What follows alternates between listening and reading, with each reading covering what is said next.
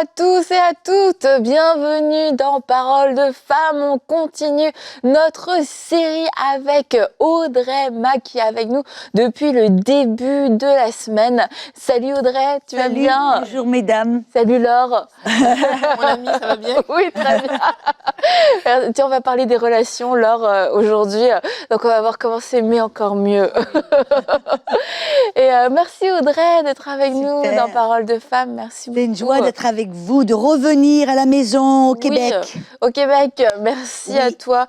Et comme je l'ai dit en début de semaine, mais je vous le redis si vous ne l'aviez pas entendu, quand on était dans cette période de confinement, de Covid, etc. Et Audrey a quand même fait des émissions. Elle a fait 2 séries complètes. Une série sur la persécution, mais on n'avait pas fait ça comme ça. Je ne sais pas comment vous l'avez appelé, mais moi je l'appelle courage, grâce et gloire. Voilà, ça passe tout de suite. Oui, ça passe un peu mieux. Que persécution.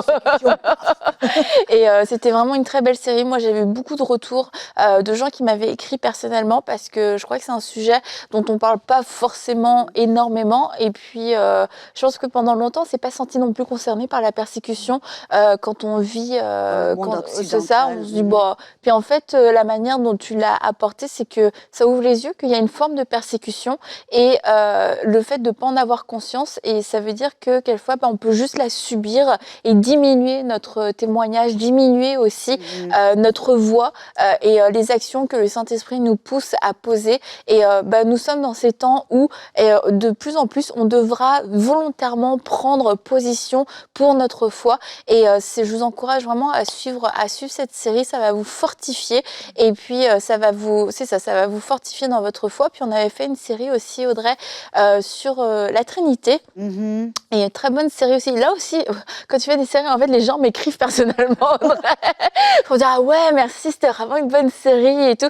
Je pense que tu avais amené beaucoup de clarté sur ce sujet qui peut être quelquefois un petit peu compliqué, un petit peu difficile. Et puis, ça donnait surtout soif de vivre cette communion avec le Saint-Esprit. Ça avait ranimé pour beaucoup une soif et un feu pour avoir cette communion, pour avoir ces oreilles pour pouvoir l'entendre. Alors, merci, parce que même si tu n'es pas venu, tu étais quand même là, fidèle. Ouais, c'est vraiment, c'est tellement. Moi, c'est de ça dont on parle même dans ces émissions, l'importance d'être dépendant du Saint-Esprit. Et pour être dépendant du Saint-Esprit, on doit le connaître, pour lui faire confiance. Donc, c'est des choses, c'est tellement des messages clés pour l'époque dans laquelle nous vivons. Et aujourd'hui, comme je te le disais, alors, on parle d'aimer. Aimer l'autre, apprendre à aimer l'autre au-delà quelquefois de ce qu'on voudrait, de ce qu'on pense pouvoir aussi. Et ça peut, l'amour est très populaire, mais le sacrifice de l'amour est moins populaire. Mais ça fait partie de la vie du disciple, Audrey. Amen, ça fait partie de la vie du disciple et ça fait partie de cette vie de puissance dont on aspire tous. On veut tous vivre dans la puissance, on veut tous faire les mêmes œuvres que Jésus, mais c'est ce qu'on a fait dans cette émission. On a découvert quelles sont les différentes facettes ou les différentes choses que l'on va devoir faire pour se positionner, pour être ce gant que Dieu peut utiliser. Parce que si on est toujours centré sur nous-mêmes, Dieu veut nous utiliser, mais il va pas pouvoir.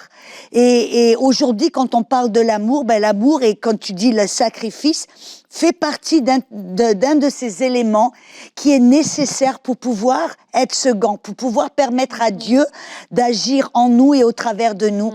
Et aujourd'hui, la personne que j'ai choisie pour ce passage, c'était Ruth.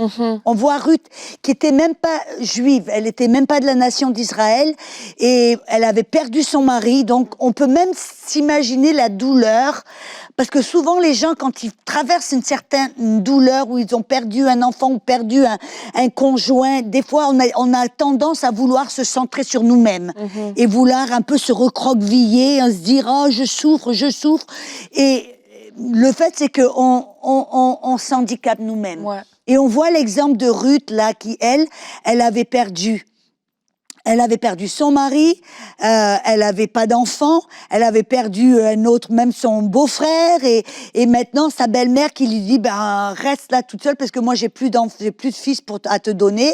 Et on voit qu'elle a fait elle a choisi d'accompagner sa belle-mère Naomi, elle a choisi de l'accompagner et en fin de compte elle a choisi d'aimer sa belle-mère, de la préférer avant de se préférer elle-même. Et je veux dire là, on voit un exemple qui est tellement beau, je trouve, parce que, comme je disais, quand on traverse la souffrance, l'instinct, c'est de se fixer sur nous-mêmes. Comment est-ce que je peux me sentir mieux? Comment est-ce que je peux m'aider? Comment est-ce que je peux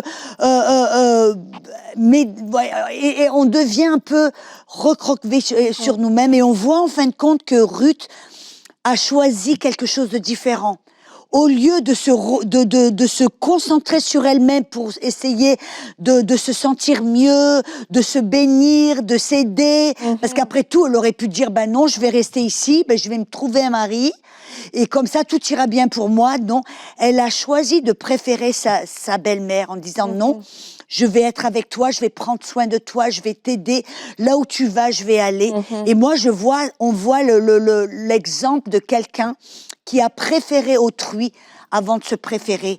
Et en fin de compte, on connaît la fin de l'histoire. Qu'est-ce qui s'est passé? Et j'adore ce verset dans Ruth chapitre 2, versets 11 et 12. C'est Boaz. Boaz, qui est en fin de compte un symbole de Jésus. De celui qui est venu pour sauver, n'est-ce pas? Et elle dit, on m'a rapporté tout ce que tu as fait pour ta belle-mère depuis la mort de ton mari, et comment tu as quitté ton père et ta mère et le pays de ta naissance pour aller vers un peuple que tu ne connaissais point auparavant. Que l'Éternel te rende ce que tu as fait et que ta récompense soit entière de la part de l'Éternel, le Dieu d'Israël, sous les ailes duquel tu t'es venu te réfugier. Là, on voit, c'est tellement beau. Et on voit, c'est de ça qu'on va parler quand on choisit d'aimer quelqu'un d'autre, de préférer quelqu'un d'autre, et des fois même d'oublier notre propre souffrance, comme on voit Ruth. On voit comment Dieu peut agir. Vous voyez, être altruiste et de préférer quelqu'un d'autre, d'aimer quelqu'un d'autre avant soi-même, parce que des fois ça coûte, on se dit « Oh ben non, moi je veux ceci, moi je veux cela, ben non, préférer quelqu'un d'autre, ça nous coûte ». C'est encore, une fois de plus, la mort à soi-même. Mais là où je veux insister, c'est que quand on choisit de mourir à soi-même, c'est là où, en fin de compte, il y a une récompense, il y a une puissance, on récolte au centuple. Plus que si on s'était occupé de soi-même. Je peux vous dire le nombre de personnes, des fois. Je me rappelle une jeune femme qui était malade, elle avait une maladie Bref, elle avait souffert pendant des années, et j'avais prié pour elle, elle avait été guérie. Et puis je me rappelle, elle m'avait envoyé un email, c'était des années plus tard, en me disant que la maladie était revenue. Et puis elle avait appris que ce jour-là, j'allais faire le ministère là dans une école dans la ville, et donc elle était venue me voir. Et ce jour-là, bon, je sais plus de quoi que j'avais prêché et enseigné. Et puis à la fin, on avait prié pour les malades. Il y avait une dame là qui avait exactement la même maladie que elle avait. Et je l'ai appelée, j'ai dit, Aaron, viens ici, prie pour cette dame. Elle a commencé à prier pour cette dame et à encourager cette dame et à penser à cette dame et à aider cette dame avant elle aurait pu dire, ben non, Audrey, moi aussi j'ai la même, je peux pas, ou d'abord, s'il te plaît, prie pour moi. Et non, elle a prié pour cette dame et encouragé. Et alors qu'elle faisait cela, elle a été guérie. Et je dis très souvent aux gens, je dis, quand vous avez quelque chose qui se passe dans votre vie, si vous choisissez de vous oublier vous-même et de poser le regard sur quelqu'un d'autre pour aider quelqu'un d'autre, pour aimer quelqu'un d'autre, pour prier pour quelqu'un d'autre, vous allez voir ce que Dieu peut et va faire pour vous. Et c'est ça, en fin de compte, la puissance de Dieu, elle est relâchée et elle est activée dans notre vie quand on s'oublie soi-même et qu'on commence à poser le regard sur quelqu'un d'autre. C'est bon. Non, mais j'allais dire, mais Dieu nous demande d'aimer notre prochain comme nous-mêmes. Et je pense que c'est là, tu as raison, quand on s'occupe des gens, quand on tourne notre regard vers les autres, c'est là que les choses se passent. Et après, Dieu, lui, il va s'occuper de nous, comme tu l'as dit pour cette dame. Et moi, j'aime beaucoup dans 1 Corinthiens 13, quand ça dit, en fait, ça ramène vraiment à l'essentiel. Si je n'ai pas l'amour, je ne suis rien. Et si je n'ai pas l'amour, cela ne me sert à rien. Que tu peux prophétiser, tu peux donner ton corps. Enfin, bref, je ne me rappelle plus de tous les versets, mais que tu peux faire n'importe quoi. Mais si tu n'as pas l'amour, ben, ça ne sert à rien et tu n'es rien. Et je me dis, waouh, en fait, ça devrait être notre essence, le déclencheur de toutes nos actions, ça devrait être notre pourquoi on agit. C'est l'amour, en fait. Et l'amour, c'est ça, c'est être tourné vers les autres, comment dire, s'oublier soi-même, comme tu le dis, et regarder aux gens, ben, Seigneur, comment je peux aider, comment je peux faire une différence. Et c'est ça le témoignage en tant que chrétien, c'est l'amour. Les gens, ils voient qu'on est chrétien par notre amour, dans la façon dont on va agir, où on va s'intéresser à eux. Et je me dis, il y a une puissance, comme tu le dis, dans l'amour, et c'est vraiment à pas négliger. Et tu sais, tu as dit quelque chose, on était dans dans le salon, là, à se changer, et tu as amené un point qui était super intéressant, parce que là, on est en train de parler de la puissance. Comment permettre à Dieu d'agir au travers de nous, de vivre au travers de nous, de relâcher sa puissance au travers de nous. Et tu as amené un point qui était super intéressant. Tu as dit, OK, on veut la puissance, mais pourquoi ? Quelle est notre motivation? Pourquoi est-ce qu'on veut la puissance? Et c'est là, on en revient, c'est un cercle. On veut marcher en puissance, on veut faire les mêmes œuvres que Jésus. Pourquoi? Pour bâtir un grand ministère, pour avoir une belle réputation, pour que les gens y parlent de nous. Pourquoi? Ou alors c'est parce qu'on veut aimer les autres. Et moi, je dis, dans le ministère où je voyage énormément et je côtoie énormément de ministères. Et je peux vous dire le nombre de ministres de la parole qui aiment les foules, mais qui n'aiment pas les gens. Et ils aiment quand il y a une salle de 2000, 3000 personnes et toi, les gens, ils sont là, ils attendent. Ils aiment ça parce que c'est exhilaraant, c'est super. Mais quand les gens veulent venir pour leur parler ou un à un, ils n'ont plus de temps pour les gens. Et c'est juste une petite parenthèse où oui, on veut désirer, on doit avoir un désir de marcher dans la puissance parce que c'est notre destin. Dieu nous a destinés à ressembler à Jésus. Dieu nous a destinés à marcher en puissance et dans le miraculeux, dans les temps qui viennent. Mais on doit aussi checker, on doit regarder notre motivation. Pourquoi est-ce que je veux marcher en puissance? Pourquoi est-ce que je veux imposer les mains et les voir guérir? Parce que j'aime autrui, j'aime les autres, j'aime Dieu et je veux être une bénédiction. Ou alors parce que le grand moi est sur le piédestal et je veux avoir un grand ministère, paraître bien, être important et ceci et cela. Et c'est vrai. Et on en revient à l'amour d'autrui.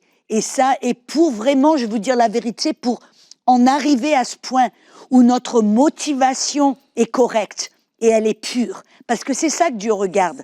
Il ne regarde pas simplement ce qu'on fait, il regarde toujours le pourquoi on fait ce qu'on fait. Alors pourquoi est-ce qu'on veut marcher dans la puissance? Et ça, on en vient, on peut quand on apprend à mourir à soi-même dans les petites choses. Quand Dieu il te dit non, ben donne ta place à quelqu'un. Tu dis, moi je suis bien confortable, là, ouais, j'ai la meilleure place, voyez. Et non, vous allez mourir à vous-même parce que vous allez préférer l'autre personne là. Vous allez développer, ça vient avec une pratique. Parce qu'on voit, c'est intéressant quand Jésus parlait, même on a vu dans Luc 1, quand on dit « Quiconque veut me suivre, qui se renonce à lui-même ». Parce que celui qui veut sauver sa vie va la perdre, celui qui va perdre sa vie pour moi et le royaume va la gagner et en centuple. Et juste après, c'est intéressant que les disciples voulaient savoir qui c'est qui est le plus grand, qui c'est qui va être assis à ta droite, qui c'est qui va être ceci et cela. Vous voyez, la chair toujours se relève parce que la chair veut être chouchoutée, la chair veut être remarquée, la chair veut être... Et donc, on doit en venir, et le meilleur moyen de purifier notre motivation, c'est de développer cette conscience de l'autre. Développer cette conscience de préférer l'autre, comme Ruth. C'est oui, je souffre, oui, j'ai perdu mon mari, oui, j'ai ceci, mais voilà, il y a quelqu'un qui a encore un plus grand besoin. Ben, je vais aller, je vais aider, je vais l'aimer, je vais préférer, voyez. Et quand on fait ça, même dans les petites choses, eh ben, ça nous aide à purifier notre motivation, ça nous aide à vraiment développer l'amour dans notre cœur. Et je crois que quand, Parce qu'on voit dans 1 Corinthiens 12 où ça parle des dons ministériels et des dons de l'esprit. Après 1 Corinthiens 14, ça parle aussi des dons du parler en langue et des dons. Mais entre 1 Corinthiens 12 et 1 Corinthiens 14, qui parle du miraculeux, des dons de l'esprit, il y a l'amour. Et j'aime bien que Paul dit, je vais vous montrer un moyen encore plus excellent. Et il commence à parler de l'amour. De pouvoir marcher dans le miraculeux, c'est d'abord apprendre à marcher dans l'amour. Ouais, vite fait, non, ça m'amène à penser, c'est vrai que c'est beau parce que des fois, on peut avoir cet engagement et cette détermination de se dire, Seigneur, oui, remplis-moi d'amour. Et des fois, c'est vrai que c'est dur aussi d'apporter ce qu'on n'a pas reçu. C'est peut-être qu'on a grandi d'une façon où on n'a pas reçu d'amour. Donc, c'est une façon, oui, j'entends, je veux donner de l'amour, mais je ne sais pas comment faire. Moi, j'ai appris à faire comme ça, à être dans la performance, à agir de cette façon-là, mais je n'ai pas appris à aimer. Et c'est vraiment finalement, en toute humilité, un retour aussi au pied de Jésus et de dire Seigneur, montre-moi comment faire. J'ai besoin de toi.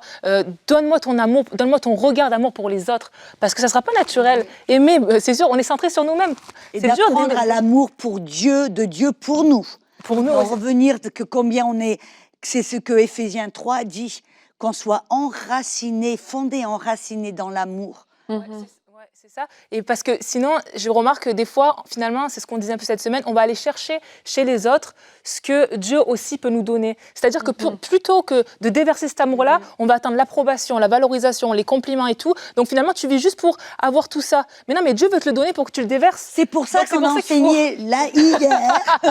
On a enseigné sur être libre de la peur des hommes. Parce que c'est vrai, on peut rentrer dans la performance en pensant, je vais être bien parce que... mais ça part de la relation avec Dieu, et c'est ça que je veux dire. Et c'est important de revenir à la source. On peut parler de puissance, de plein de choses, mais c'est la consécration de prendre ce temps avec le Seigneur. C'est lui qui vient nous bâtir, nous donner notre identité, nous remplir, nous valoriser. Et lorsque tu es rempli comme ça, tu es prêt, en fait, à reverser chez les gens, à donner l'amour et puis à agir, en fait, selon sa volonté. Et je pense que c'est aux Philippiens, Paul disait, considérez les intérêts des autres comme supérieurs à vous-même. Et ça doit être un principe dans la vie d'un disciple, c'est je pense à l'autre, aime ton prochain comme toi-même.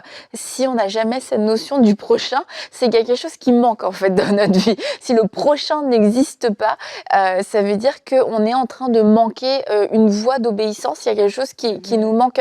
Et c'est vrai qu'on a beaucoup parlé au cours des dernières années parce que les chrétiens avaient aussi besoin de se réveiller puis de comprendre que il y avait une bénédiction à saisir et qu'on était appelé à vivre dans la bénédiction, mais maintenant attention à ne pas tomber non plus dans un excès où tout est tourné vers nous, notre propre réussite, notre propre succès, parce que réussir tout seul, ça n'a aucun sens aux yeux de Dieu. C'est pas le but, c'est pas de courir et puis d'achever sa course tout seul, c'est de pouvoir participer aussi à la course des autres. Et quand Paul dit j'ai achevé ma course, c'est pas pour dire c'est bon, j'étais le meilleur.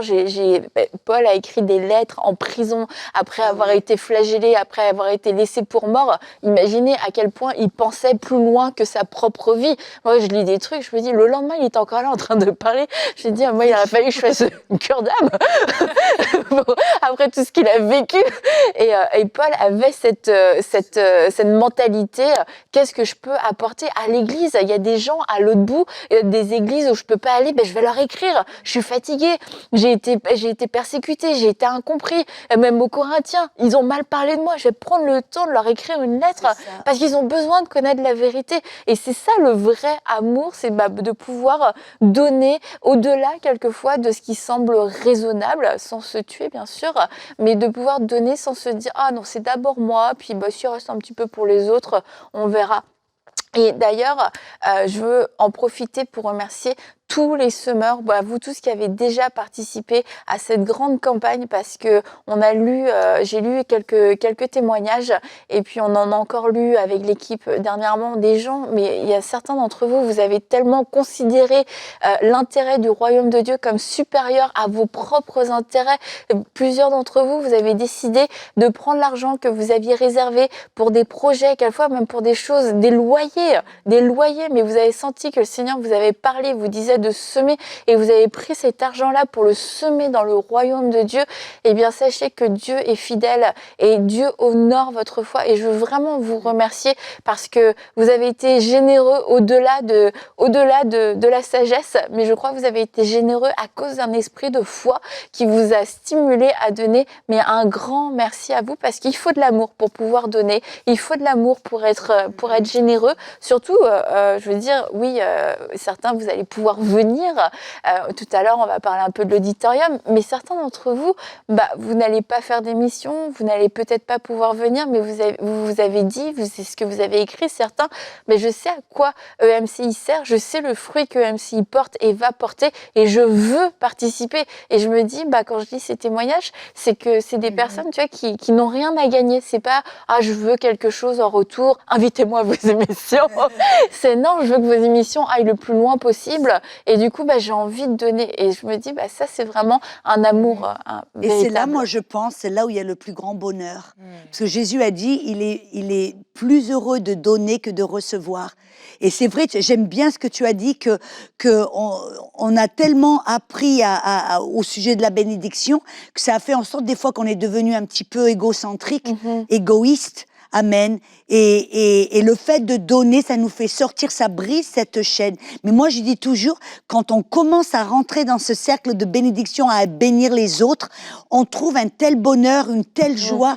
Et en fin de compte, Dieu peut nous faire confiance. Et on devient comme un fleuve qui peut couler parce qu'on donne. Et le plus on donne, le Dieu, plus il nous donne. Et le plus on donne, et plus il coule. Et tout d'un coup, on connaît un bonheur, une satisfaction et une joie et une confiance de la part de Dieu.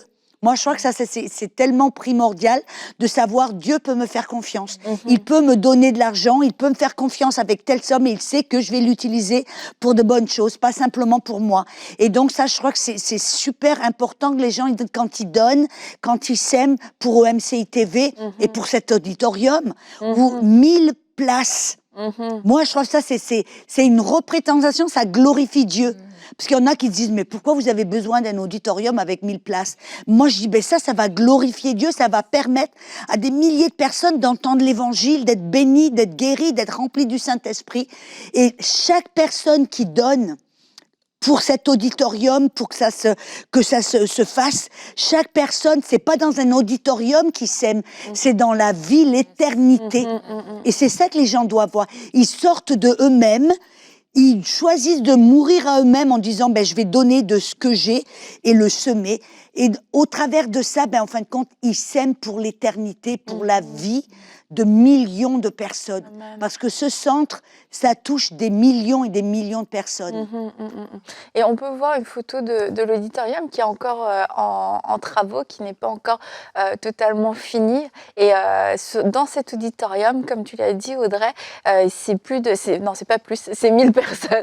1000 personnes qui pourront venir, 1000 personnes qui pourront entendre la bonne nouvelle de Jésus-Christ, 1000 personnes qui pourront être sauvées, 1000 personnes qui pourront expérimenter la guérison, la délivrance, 1000 personnes qui pourront venir écouter Audrey Mac prêcher, qui seront remplies du Saint-Esprit, qui seront guéries de toutes sortes de maladies. Alors c'est sûr que c'est pas un bâtiment, c'est pas juste des murs. Et vous le savez peut-être déjà, mais cette campagne des 5000 semeurs, l'objectif c'est de pouvoir terminer tout l'aménagement du centre, donc le Studio B, mais aussi cet auditorium. Et l'auditorium, c'est comme c'est pas au centre du centre, mais c'est comme un cœur du centre, parce que on sait que c'est un endroit spécial, parce que on sait que Dieu va agir. Et il y a des choses que nous tous dans l'équipe, et que vous tous aussi, vous avez reçu des images, des pensées, des rêves, des visions de choses que le Seigneur va faire. Et je crois que c'est un endroit que Dieu a choisi pour venir se répandre avec force et avec puissance.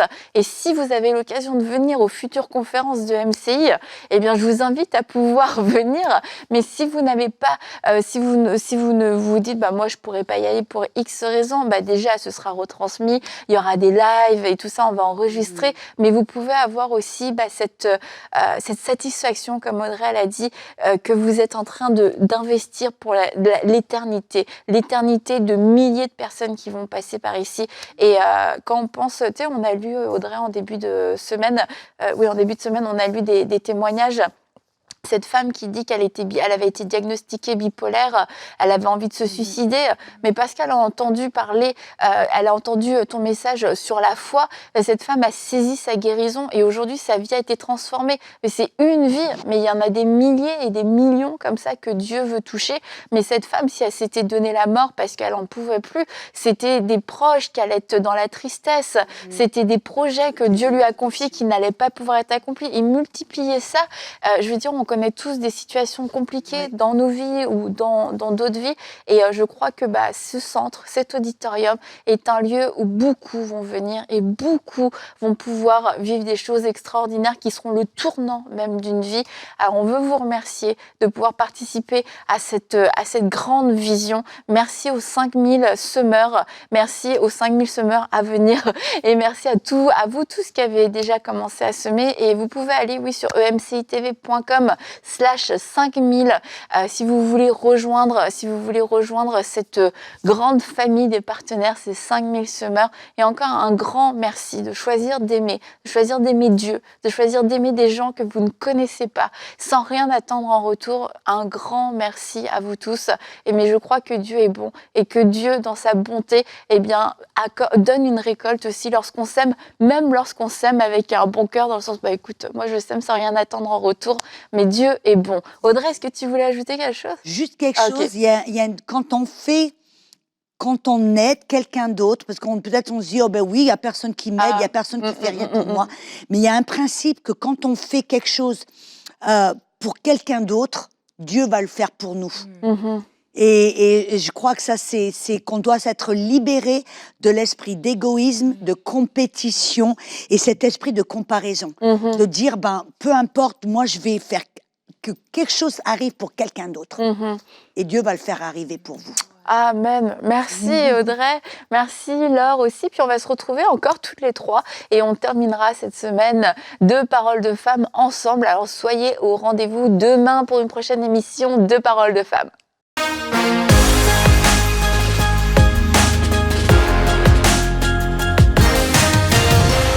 Quand j'ai su qu'il allait avoir des capsules d'animation pour enfants dans ma Bible, j'étais tellement contente. Et franchement, vu la qualité, je suis sûre que ça va être traduit dans plusieurs langues. En tout cas, moi, je serais trop fière qu'un programme comme ça, un programme francophone, puisse sortir et impacter le monde entier. Alors aujourd'hui, vous pouvez faire partie des 5000 semeurs qui vont permettre que tous les projets de MCI puissent se réaliser. Semons dès maintenant pour vivre une grande moisson à travers les projets du centre EMCI. Pour faire votre don, rendez-vous sur emcitv.com/5000. Vous pouvez donner en une seule fois ou en plusieurs mensualités.